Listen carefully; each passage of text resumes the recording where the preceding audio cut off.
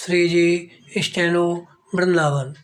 जय श्री राधे। संपादकीय जागरण 4 मार्च 2021। गति 140 शब्द प्रति मिनट।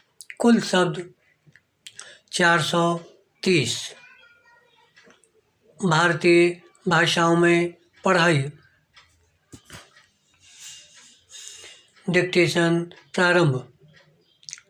शिक्षा से जुड़े एक वेबिनार में प्रधानमंत्री ने प्राइमरी से लेकर उच्च शिक्षा तक भारतीय भाषाओं में पाठ्य सामग्री तैयार करने की जो ज़रूरत जताई वह नई शिक्षा नीति के अनुकूल ही है। प्रधानमंत्री का वक्तव्य इसकी पुष्टि करता है कि सरकार भारतीय भाषाओं को बढ़ावा देने के लिए प्रतिबद्ध है, लेकिन यह आसान काम नहीं।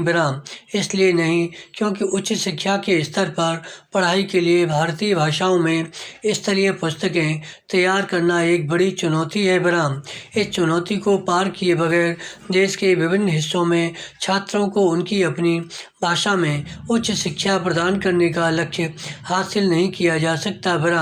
यह भी ध्यान रहे, इस लक्ष्य को हासिल करने में वह वर्ग बाधक बन सकता है जिसने अंग्रेजी को श्रेष्ठता बोध से जोड़ दिया है।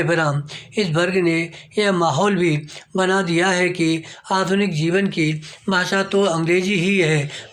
आवश्यक केवल यही नहीं है कि प्राइमरी से लेकर उच्च शिक्षा तक की पढ़ाई भारतीय भाषाओं में दी जाए, बल्कि यह भी है स्कूली शिक्षा के स्तर पर अंग्रेजी के वर्चस्व को तोड़ा जाए। अंग्रेजी एक भाषा के तौर पर तो पढ़ाई जाने की ज़रूरत है, लेकिन इसके नाम पर जिस तरह उसे पठन पाठन का माध्यम बना दिया गया है उससे मुक्ति पाने के ठोस प्रयास करने होंगे। अंग्रेजी की महत्ता से इनकार नहीं, लेकिन केवल उसे ही तरक्की की भाषा मानने का कोई औचित्य नहीं।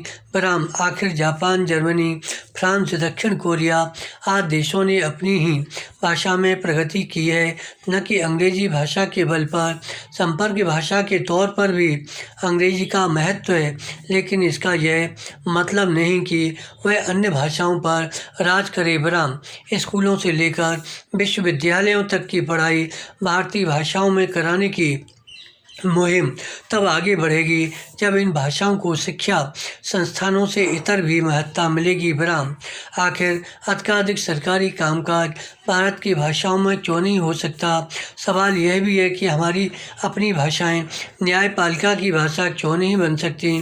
क्या इससे बड़ी विडंबना और कोई हो सकती है कि उच्चतर न्यायपालिका में लोग अपनी भाषा में न्याय भी हासिल नहीं कर सकते? क्या कारण है कि संसद में पेश किए जाने वाले विधेयक मूलतः अंग्रेजी में तैयार करने की आवश्यकता है?